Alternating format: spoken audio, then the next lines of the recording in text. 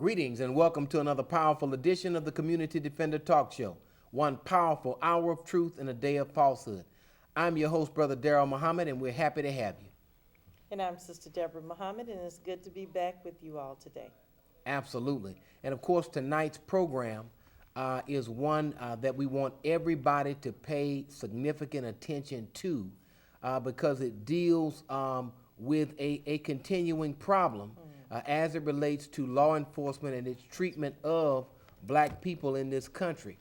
And of course, some time ago, we brought you the story about a Chavis Carter in Jonesboro, Arkansas, who was handcuffed at the time that he was shot, and the police claimed that he killed himself.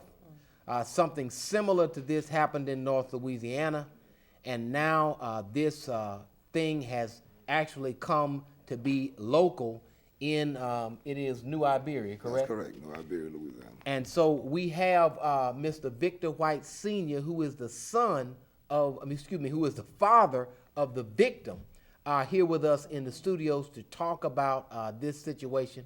It's a very serious situation, and we would like you to call a friend, call a neighbor, and let them know that the community defender is on. Let them know that that victim's father is in here on the Community Defender Talk Show, and let us all keep this family in our prayers. We are definitely glad that you came out. So often when tragedies happen to families such as yourself, it's hard to get people to have the courage to actually come on and actually talk about what has happened. And of course, our prayers and our thoughts are with you and your family in this tragic situation of you losing a child in such a manner. Now, as best as you can, and of course, a lot of times you're not there, but you talk to witnesses, talk to people. As best as you can, from beginning to end, could you basically tell us what were the circumstances, what happened on that fateful time where your son lost his life? Sure, Brother Muhammad and Sister Muhammad. I really appreciate you all giving us an avenue so that we can. Around about March the 2nd, maybe 11:30, 11:45, we received a phone call from Isaiah Lewis. Actually, Isaiah Lewis was with my son, Victor White III. I had another son, Leonard White. They were living together in New Iberia. Well, he called us about, like I said, about 11:30, 11:45, stating that my son, Victor White III, was arrested. So I called the Iberia Parish Sheriff's Department, and they said they didn't have him in custody. So then I called Broken Arrow Road to see, which is the jail, and they said they didn't have him. And so then told my wife at that point that, well, evidently they don't have him in custody, maybe they let him go. Well, about 5:41 on March the 3rd, my son Leonard White, he called me, and he said he was just seen by an investigator. And the investigator said that my son Victor White III was deceased. They asked him, which was Miss Monette, Katie Monette, I think that was her name. That was the investigator, Katie Monette. She asked my son Leonard, say, what did he have on? Were he involved in a fight? And he told me he was with Isaiah Lewis. Well, Isaiah told him the same story, said that he wasn't involved in a fight. I asked him what they had on. So then I tried to call the Iberia Parish Sheriff's Department.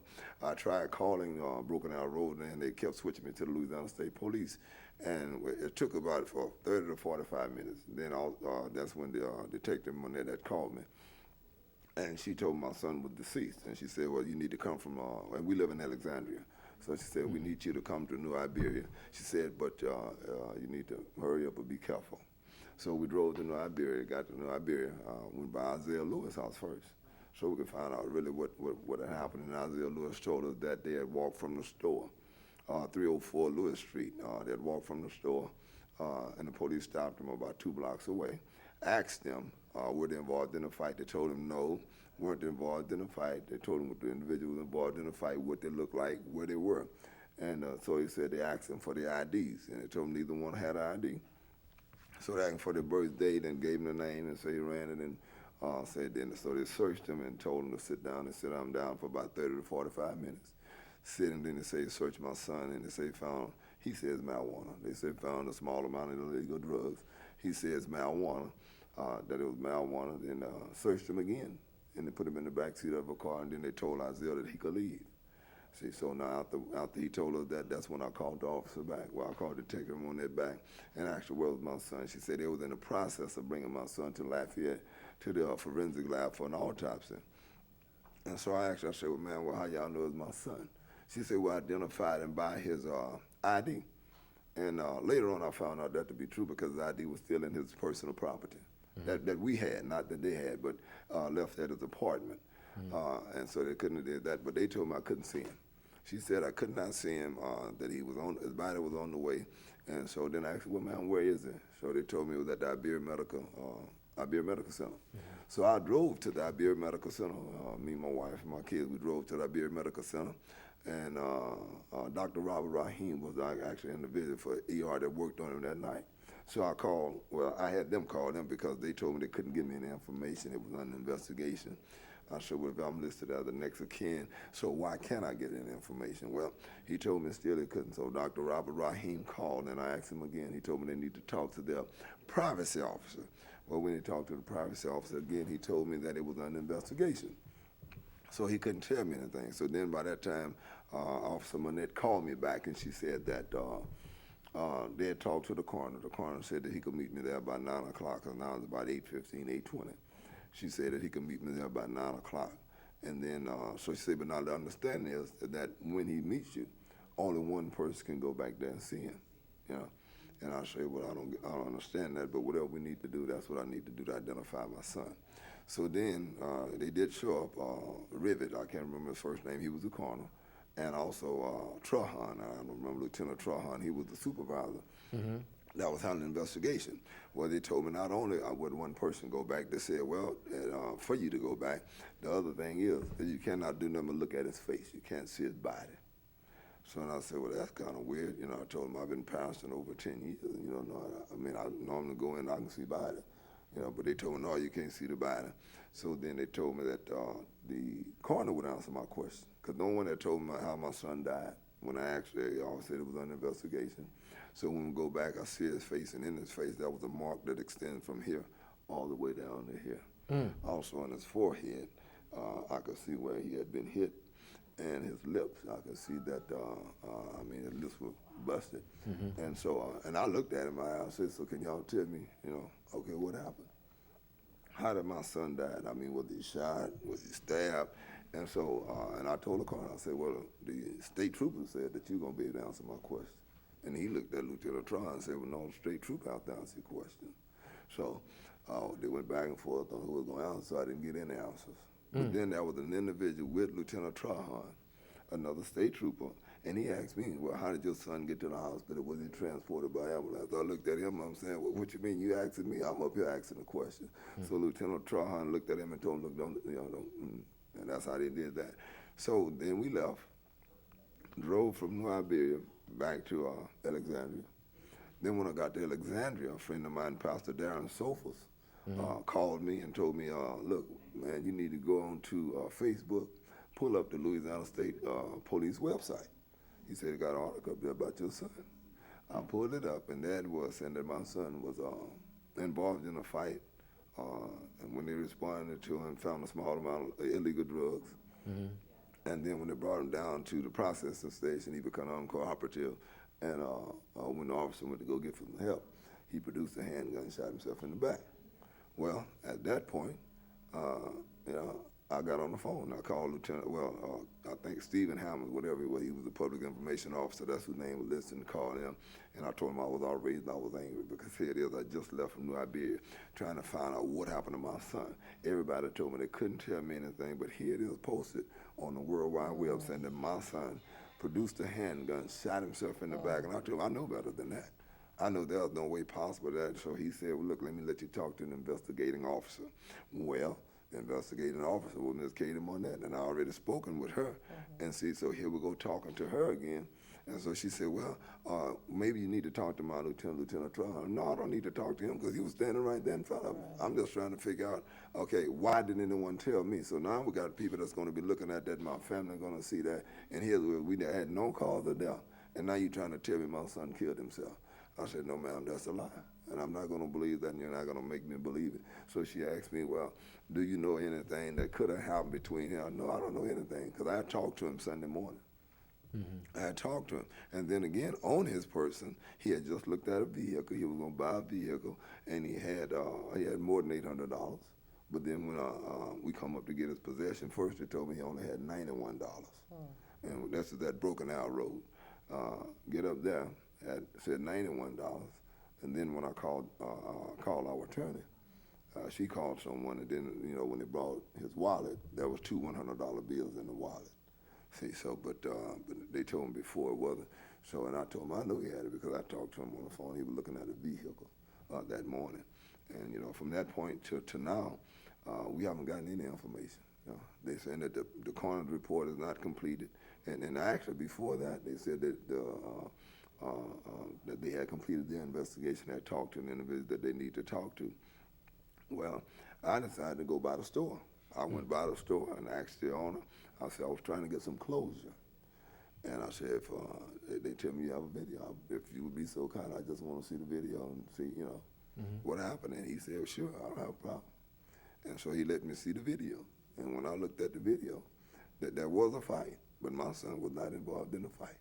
The fight was on the outside, and just like Isaiah Lewis had told us, that we looked at the individual, they gave a good description of the individual that was involved in the fight. And then, like I said, in the articles, they printed in the articles that the police responded to the scene. Well, the police never went to 304 Lewis Street. They never went there. I'm looking at the video. They had an officer maybe come by maybe 9 o'clock. But the fight occurred around about 11, I think about 11:20, 11:22. That's when the fight occurred, but that's when they stopped him. But around at 11:22, he was standing in the store purchasing the black and mine looked like a Sprite. Then another thing that they were saying is that they called, that the store called, and the clerk didn't call. Neither did the owner. The owner was there. He said neither the clerk, neither one called. And he said he showed them on the video that if we had a call, they'll be able to see it. And he showed them on the video. They didn't call, and no officer came. Like I said, they picked my son up two blocks away, 2 blocks away from where the fight was. Man.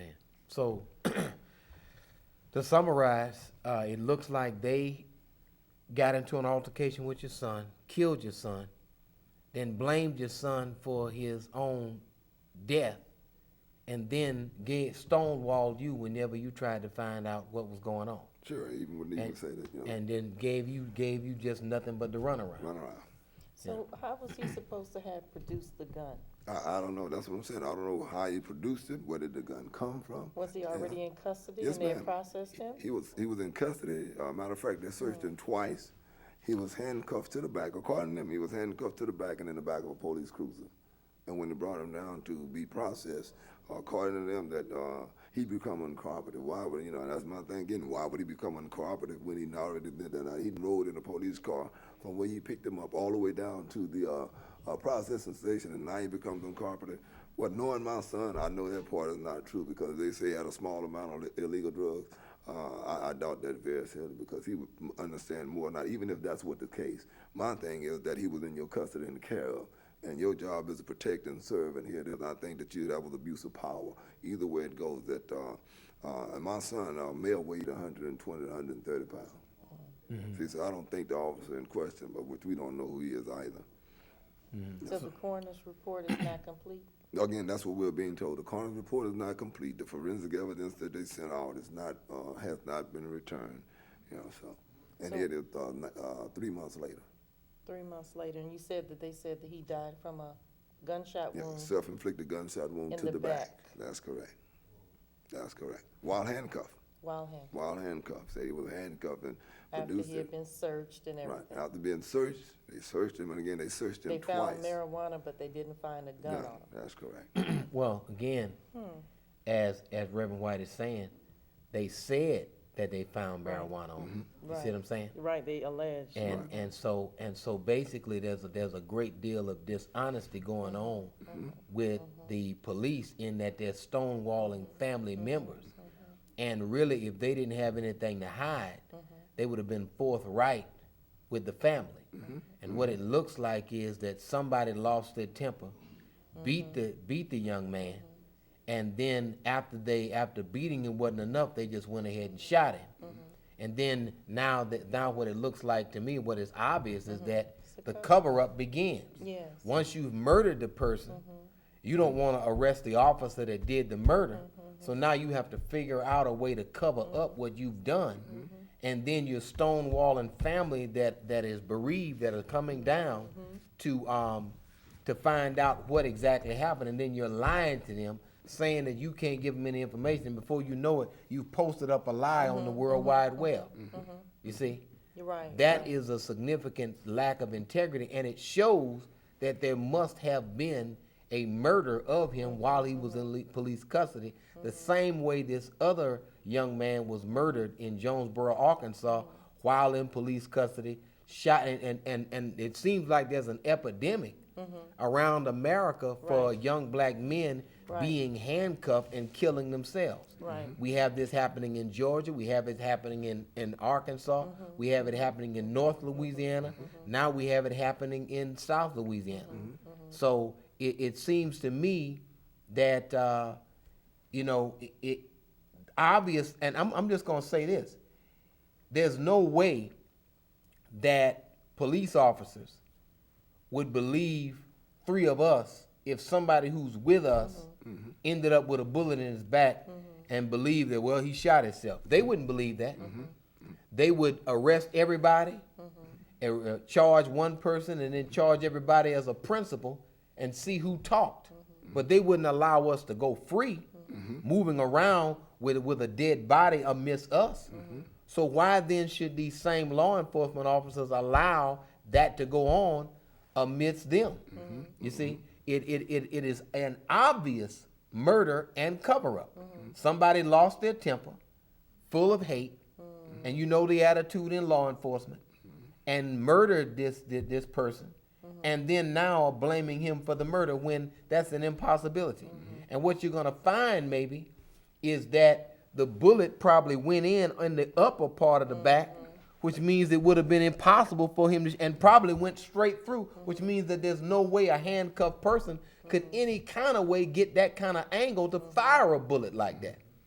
Which means if they lied about it, and as my father, who's also a reverend, told me, that the lie is not the real sin. The lie is just the sin that covers the big sin, which is to cover up a murder. And that's really what this should be. It shouldn't really be an investigation as to a suicide. It should be an investigation for a homicide with a couple of officers in custody. Because dead men tell no tales. He's not here to tell his side.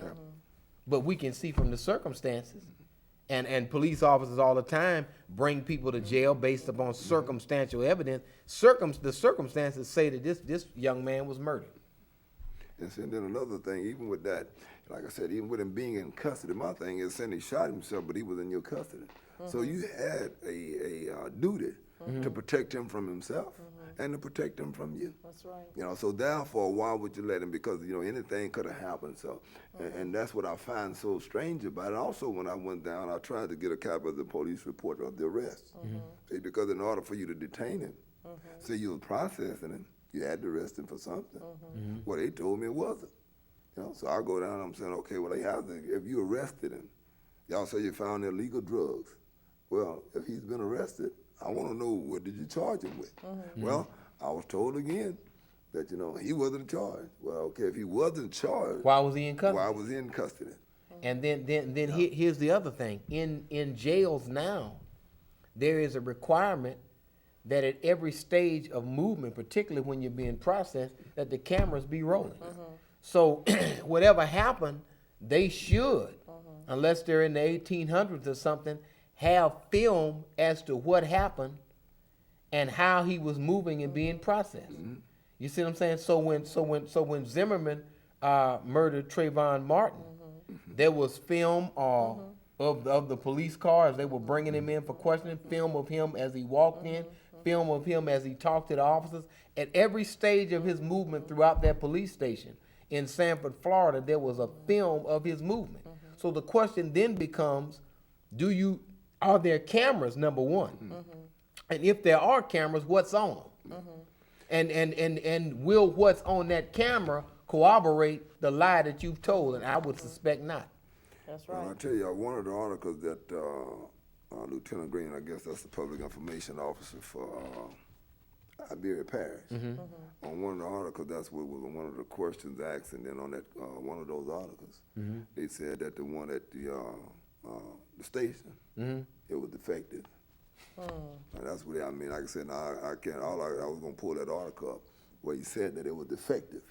You know, then they asked about the one in the cruiser, and they said they couldn't give an example of that. So they don't know what happened. So that's what we was trying to see. But Conveniently defective. also Right. the same Lieutenant Green of Iberia Parish Sheriff's Department, when one of those articles again asked, why aren't y'all really doing anything, talking about it? He said there wasn't a public outcry. He said there wasn't a public outcry. He didn't see that there was a public outcry. And see, so like I said, I kept several of those articles and stuff, and each time that they're talking to him, you know, even we found out there was a question, there was a question I was trying to see if this the article in which they asked him, and he said that since it wasn't a public outcry, he didn't. Well, law enforcement, they take action against people who they say have committed crimes all the time without a public outcry. Right. It wasn't a public outcry for them to pick up your son, yet they picked him up. You see, it was not a public outcry for That's them to right. put him in the back of a police car, yet that's what Right. they did. So if the idea of them waiting on a public outcry was significant, okay, they claim they have no camera out there by lockup area. So our position is there's nothing we can do but accuse you of murder, Brown tells the IND in a phone interview. For Brown, state police is not the proper authority to investigate White's death. We need an independent investigation on matters like this, an investigation that leaves no table unturned and leaves the people without any suspicion of a cover-up, says Brown. We think the U.S. Department of Justice should investigate these type of deaths. Brown says his organization and the NAACP are organizing a rally in New Iberia to raise awareness and protest the handling of White's deaths. We impress upon the white community to get involved with us and help us this evening out, help fight this evil coming out of this community, says Brown. So it's a real crucial situation. Of And course, that's a public outcry. Yeah. I mean, if I've ever heard of it. yeah, absolutely. But again, it's and of course if there was a rally, that definitely is a public outcry. Exactly. But Exactly. even without that, the idea that somebody ends up dead and that you literally And you're in the police custody. right And that's what the key is. That's You're right. in police custody. and handcuffed. And he's 120-pound man. And so, you're talking about what threat could 120-pound young man be against? How old was he, sir? 22. 22 he's years old. 22 At a years old. police station, in handcuffs. And so this happens over and over and over again.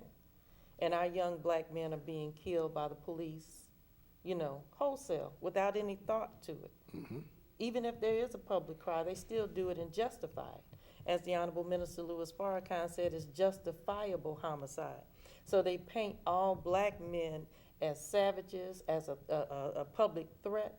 So when they kill them, then really nothing happens. It's just swept under the rug, and this is happening too much. And as black people, we have to, and we really, if they're the people that are keeping the law, who are we looking for to uphold the law if they're the ones that are taking the lives of our children? Isn't Yes, that something? indeed. Isn't that something? Well, it looks like that protect and serve has turned into maim and kill once again with law enforcement. And as we've said so many times on this program, that law enforcement becomes a situation where the law that they're enforcing is actually the law of white supremacy and black inferiority. Absolutely. And how much does this society value black life? Because I don't believe that if it was a white young man, That if it was a white young man, so absolutely, and that's not happening. Absolutely, without a doubt. And of course, it's all over the place. As a matter of fact, there was an article in this week's Final Call newspaper that dealt with the fact that black males, according to statistics, were 30% more likely to be stopped and pulled over by police in the year 2000 in the state of Missouri. That number has more than doubled. That percentage has more than doubled to now 66% more likely. So when you look at that, you look at a trend to where instead of moving ahead, it appears that the clock of racism is turning back even at a faster rate. Exactly. You know, and that's all over the country, and that there are grieving black families. That's right. Dealing with this issue. That's right. So the question becomes, you know, as a community, as black people, what are we going to do? You know, what are we really going to do that's going to change this? You have more legislation than ever. You know, you have dash cams, you have all this supposed oversight, the justice system, all of this, and it's still not enough. And I'm going to say this. If there ever is a time when the system will work correctly, if it is even possible for the system to work correctly. But let me just lay this out there. And this of course is to bring people along in that understanding that we need to have. And that is, if there ever was a time for the system to work like it needs to work, it should work now with a black person in the executive branch and a black person who is supposedly for justice, Eric Holder, in the Attorney General's office. Right. So if it was going to ever work, it would have to work right now. That's right. You follow me?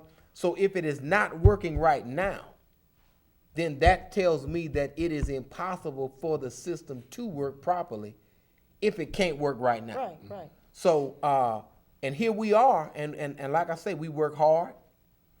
We pay our taxes.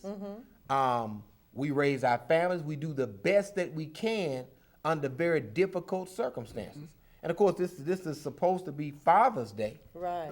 And on Father's Day, we have someone, a father, who has, lost his son. Right. A young man who would have more than likely called him today. That's right. Sometime either before or after he preached at church, preaching the word, and wished him a happy Father's Day, or may have visited him today. That's right. You see what I'm saying? And so for those of you who are out there looking, I just want you to think about, the hug that your son or your daughter gave you today. That's right. And the hug that you gave them, and then think about what if that hug, what if that well wish was missing, and for an unjust reason, without anybody talking to you. And it's very similar to really what happened to us in Africa. A loved one would just come up missing. You see, they would just be missing, and as a result of them missing, thank you, sir. And as a result of them missing, there would be no closure. They would just be gone. Kind of like Kunta Kinte walking through the jungle, and next thing you know, he's gone. He ends up over here. Nobody knows. People died never knowing what happened to him. And it's the same with this family. They're attempting to do the same thing. Now, is there somebody else that needs to speak? Well, while you're getting that together, okay. One thing I want to do is to appeal to everybody who's watching. Today is Mr. Victor White Sr. and his son, Victor Wright III. And tomorrow it could be just as easily one of us. That's right. Now, you said in Missouri that it's a 66% chance that a black young male will be pulled over. I mean, that's the statistics that are taken in Missouri. And that's more likely. But we're talking about Louisiana, where we have the highest incarceration rate of any state in the union. And our young men are incarcerated at a higher rate than anywhere in the world. Now, we can't just sit back and just, let this go by without taking notice. Because it could be one of our sons. It could be our husbands. It could be somebody who's dear to us. And so we have to really stand up and do something about this as a community. Doesn't matter what religion that you are. It doesn't matter, you know, male or female, young or old. We all have to work together Absolutely. because we're the only ones that's going to solve this problem. And we really can't look to the people that are killing our children to solve the problem. Yeah, you're absolutely right. You're looking, you're trying to get a mafia boss to stop the crime of the mob. It's not gonna happen. And down that area, as I said, with the sheriff, Louis Alka, you know, his deputies call themselves Alka thugs. You know, they'll run around calling themselves, they got a name for themselves, right. Alka thugs. And so therefore, if it's out there, he must be aware of it, so why isn't he doing anything? You know, and so, and we lived in New Iberia. I moved to New Iberia around about 2006 or 2007. And then during Hurricane Gustav, when they called themselves, everybody was under martial law, I experienced it myself where one of them come to, I was standing in my front yard. And he came up and telling me to get my so-and-so in the house, and well, I'm standing in my yard. Oh, you under martial law? And he went, and I was recording him all the time. And at the time, I always called the Hopkins Street Project, where we were providing tutoring, mentoring services, and substance abuse counseling there, because by profession, I'm a substance abuse counselor. Well, I'm a counselor, but I've been working in mental health substance abuse. And so I was bringing that to that area. And so we were providing that service. And so I called and listened at the young man that was telling me and cursing and about getting off the street. I'm going to get off the street when I'm in my yard. You know, and so, but he told me that he'd got the guy and took care of him and talked to him, you know, but then I see him come right back, go across the street to a neighbor's house. And I just watched how they did that when they had the supposedly community policing, and there were biker boys, as we call them, riding the bicycles in the community.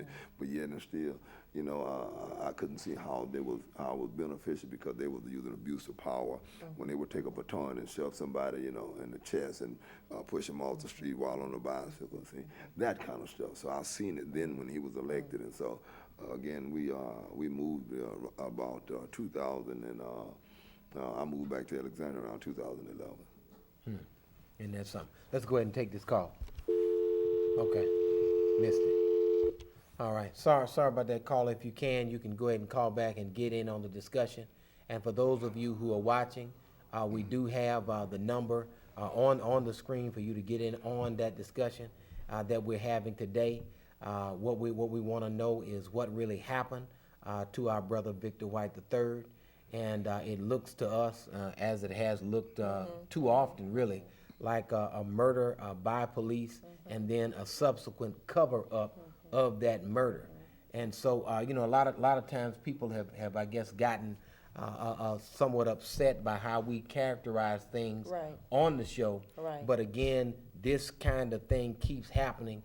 And for those of you in the white community who may not like what we're saying and the issue that we're bringing up, then you need to develop the kind of control for yourself that will enable this issue not to be an issue.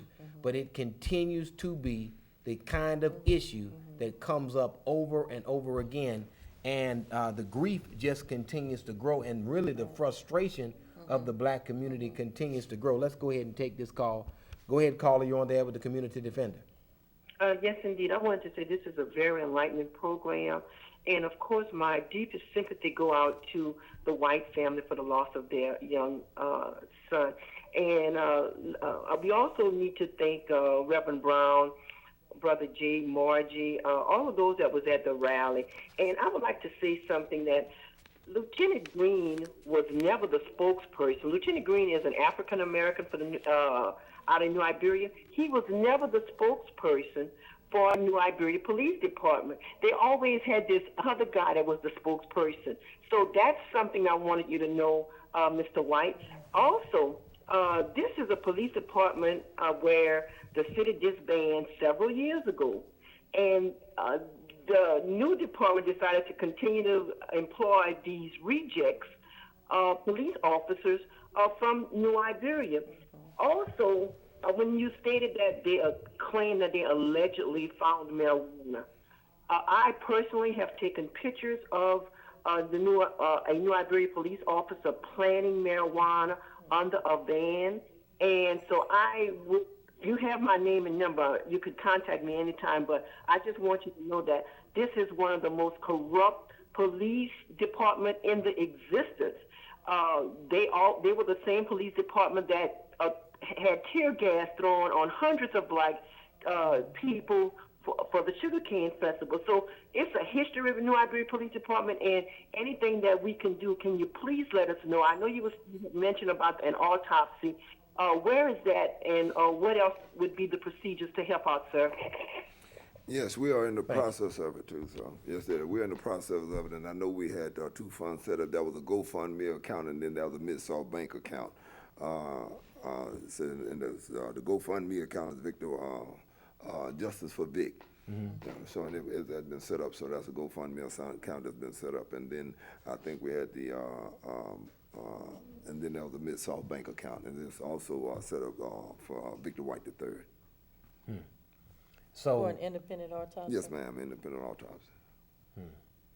so they really have not confirmed the actual cause of death yet. Correct. Well, like I said, the coroner's report has not been. Again, they said it hadn't been finalized, so we don't have. That's why I said still we don't have closure, because like I said, what they reported is that he died of a gunshot. Okay. That's what they're saying. They're saying he shot himself in the back, but we don't have a coroner's report. You know, and like I said, but and I know differently. You know, I know differently. So that's why I'm saying, you know, we'll wait to see what they say, give them an opportunity. But knowing in the history of it, they're probably going to attempt to validate what is coming out of the sheriff's department. And I mean, they're wrong. You know, and so that's why we're attempting to raise the funding for that, so that we can do it not only for that, for the expert with the bullet trajectory and all those types of things. You know, also. The defense to defend his name, because we know, like I said, knowing my son was energetic, he was very outgoing, had a sense of humor, great sense of humor, matter of fact. And like you said, my son would call me every day.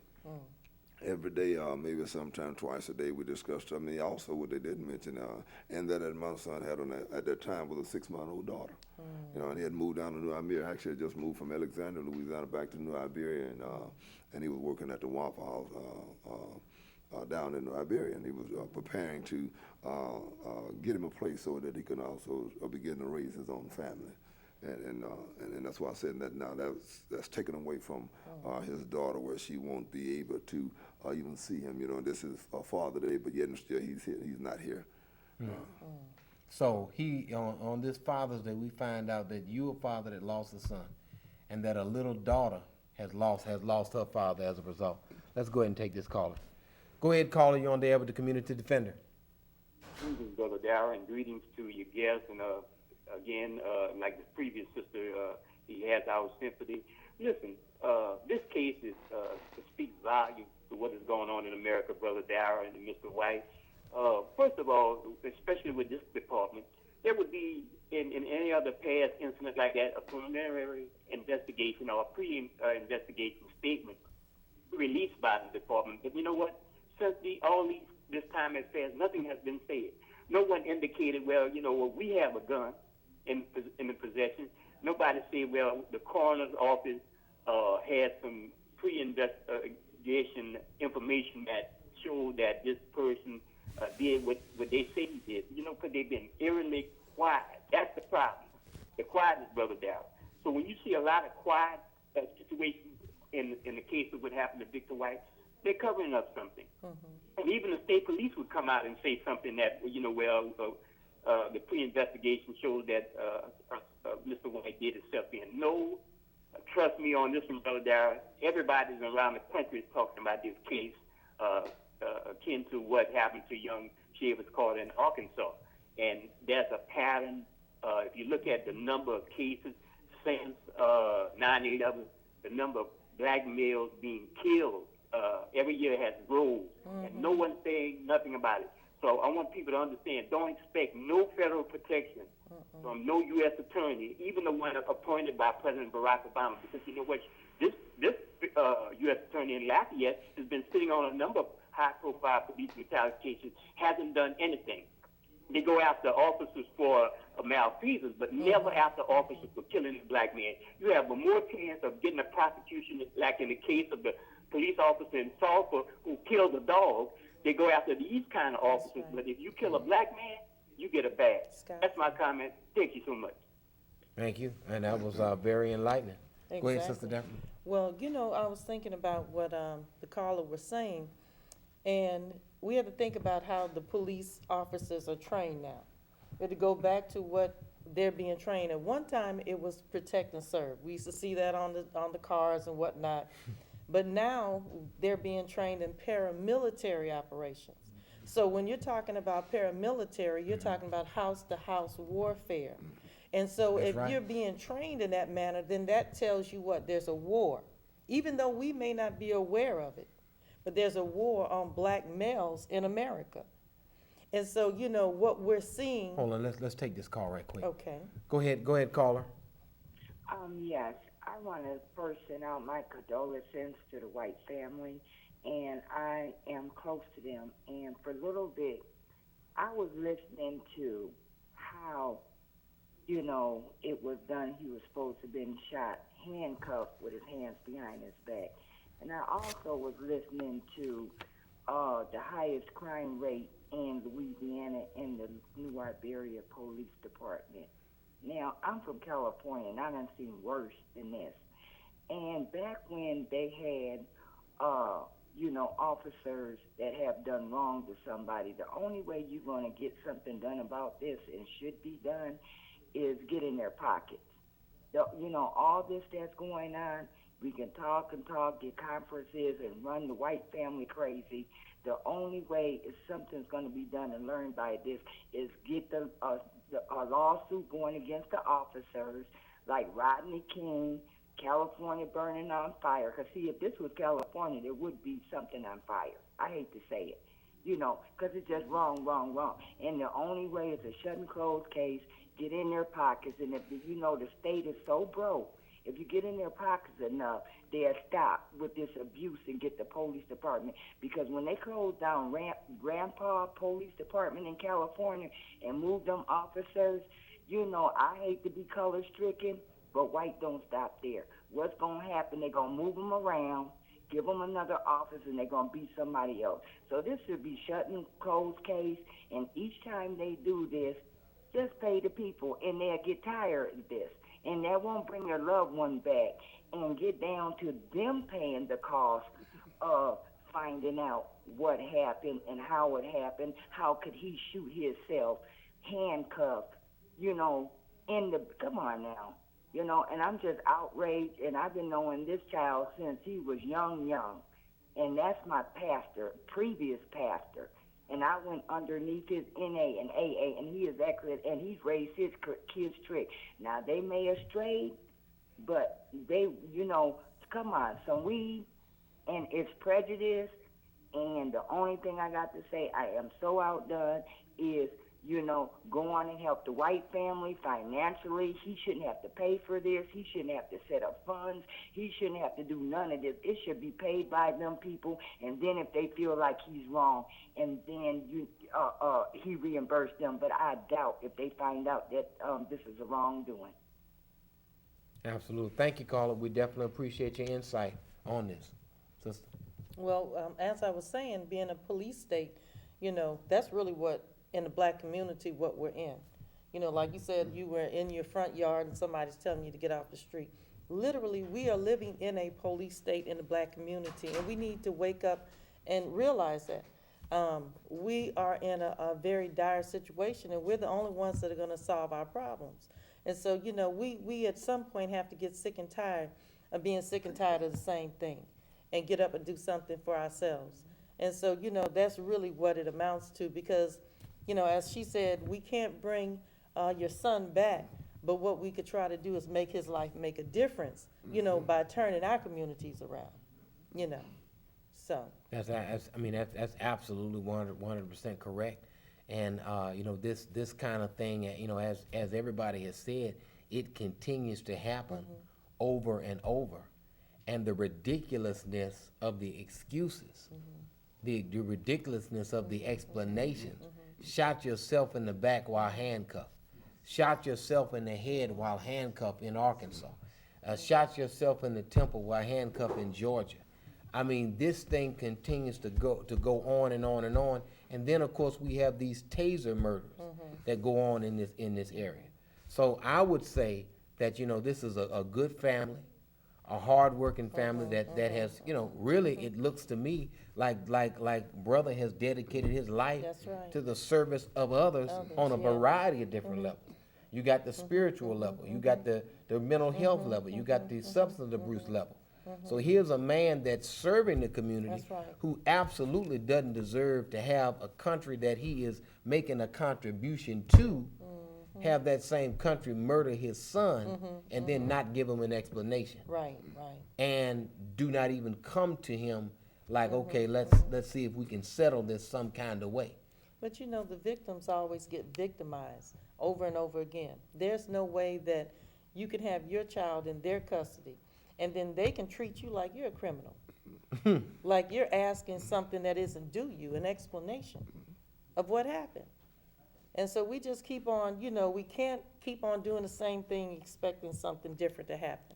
Because they're not, it's over and over again. They're not going to treat us right, no matter what we do. No matter how good of a citizen we are, no matter how much we pay our taxes, no matter how well you raise your family, they're just not going to treat us right. And of course, the insight that Reverend White just shared with us, which was that he was a young man working. Right. And That's right. he was attempting to build himself up with very meager means. He was looking at a vehicle, had saved up some money, so he was looking at a car that he could move himself around. And he was attempting to stand himself up as a man to deal with the circumstance of his child. That's right. But, before he got a chance to completely stand up, and it's difficult, times are much harder now than they were 30 years ago with respect to the economy and how much stuff costs. So here was a person trying to do the right thing, but then his life gets cut short. Exactly. And even and I'll say this, that even at the time when I was talking about the investigation was closing, we said that I went on record publicly saying that I seen that my son had bruises and he had been beaten. Then that's when the Detective Monette went back to certain people and asked them, did they have bruises? Did they see bruises? And there was one individual said that he attempted to make her say that she seen bruises on my son's face, and asked her would she write a sworn statement saying he had no bruises, and she said, yes, I would. Then they're going to tell her, well, somebody else said they seen bruises on his face at 10 o'clock at night in the dark, So, but he had no bruises. Like I said, if they look at the video shows his face. He was with my daughter, my son. We got video coverage of him. So therefore, he wasn't involved in the fight, as I said.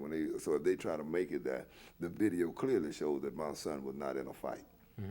See, so regardless of how they want to try to come back and say that he had bruises or did he have bruises, the thing about that is, let's say that he had a bruise, but doesn't change the fact that he was in custody, handcuffed behind his back, right. and you were supposed to protect him. Well, you protect him from yourself, and so then he still died, and so you want to say it him, and like I said, knowing my son wouldn't have shot himself, wouldn't have shot himself. He actually had too much to live for, and was mentally stable and not distraught. But not only that, he wasn't charged with anything.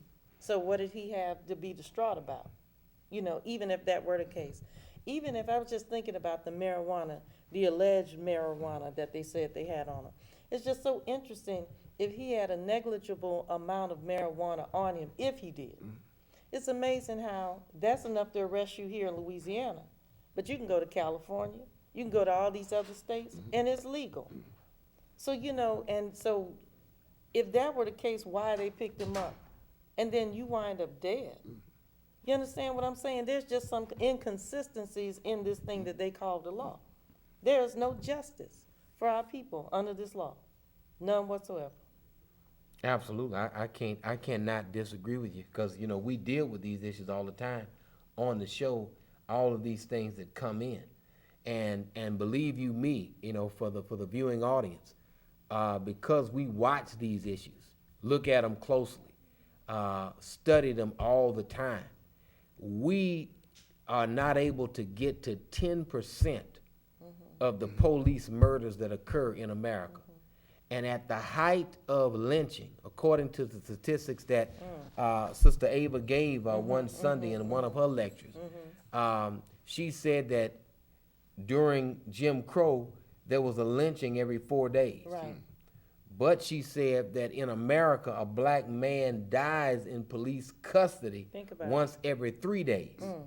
So it appears to me that though we have black attorney general, black president, that things are steadily moving backward for the black community and for what we can get out of the system. It's becoming less and less. That's right. And even in this state, with all of the problems that we have, all of the lack of education, education in the past 5 years, higher education has been cut from 1.6 billion to just around 500 million, over $1 billion cut.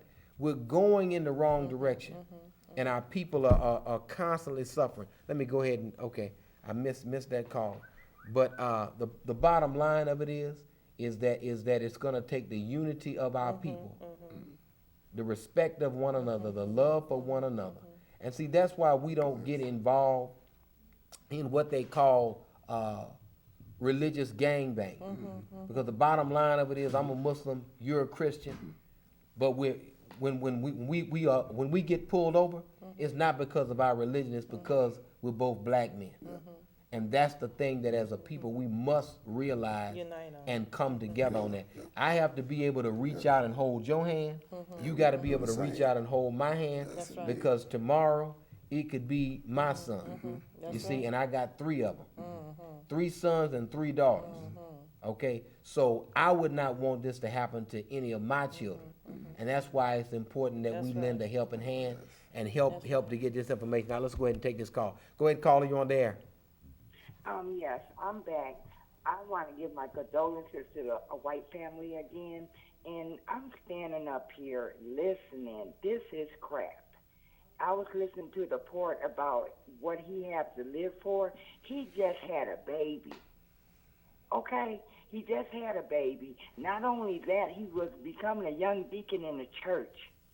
You know, to live for it. I mean, Reed, you got the POA, the Rock, and I'm not going to sugarcoat this, big organizations of people of religions that smoke more weed and do more anything than anybody else to some weed, and he had something more to live for, even if it was a thing of what he had on him. Let's forget that. He had a great deal to live for, a perfect family, a father and a mother, an example in a big family made of many people, and I'm so outraged. I had to come back on. He just had a baby. So what is he doing in the street doing chaos if he was doing a little something? He wasn't doing enough to pull off no robbery or no crime to be, killed by the law. So that's crap about some bags of weed and beat. And first of all, he wasn't no fighter like that. And I'm so outraged because that was like a son to me. And the crap that they giving, and like I said, and I'm going to say it again, and I'm from a big state.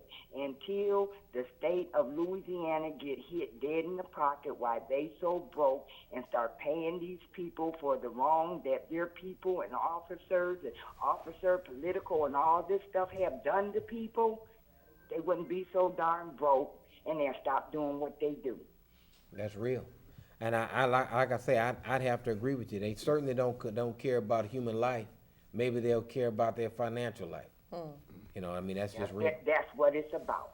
That's what it's about. And the jail so big, they getting paid how much for each head to be in there. How many blacks is there in there due to whites? The only whites that's in there is the ones that menace to society, so they embarrass them, so they got to put them in there with them to get rid of them. But really, how many are they? But start hitting them in their pocket and make them pay for these families that won't bring them back. I hate to say it, God knows it won't bring them back. But that rate of that abuse, what they're doing, will come down. It will come down. And it can start with this one right here, just like the Gina and the Arkansas. Start doing it it's all in the southern states. It's in the big cities too. But they got plenty of money. They got more money than these states. They crying about they broke. But if they start paying some of that broke money to some of these families, they'll stop doing so much abuse. Yeah, thank you for your call. I would have to agree with that. That would be some of that situation. But of course, we just have a couple of minutes. The thing I would say is that it's going to take the unity of our people. That's right. That we come together as one and stand together as a solid wall prior to Right. a lot of these things changing as they should change. I want to, of course, thank you again, I Reverend want to White. thank you all, community And defenders. I want you in this situation to live up to your first name, to be the victor, the one who wins. And of course, our heart and our prayers are with you and with your family. We appreciate your courage of you coming on the show, showing your face, speaking your mind. It really, really means a lot. And I believe that your son, if he could see you, he would be very proud of the fact that you're standing up for his name and his memory.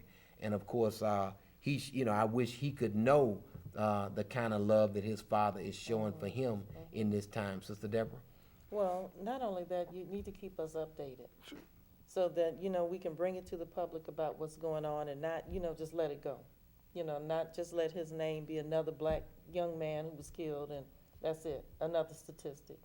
So please keep us updated so that way we can bring it to the public. I will, most definitely. I really appreciate y'all giving us an opportunity to actually keep his name and let them know that what is actually going on. And definitely I will appreciate Absolutely. y'all. Yes, sir. Absolutely. And Thank of course, we use his face as our background here, our backdrop, so that his face is known, so that we put a little flesh on the bone as it relates to this thing, so that everybody knows. How are we doing?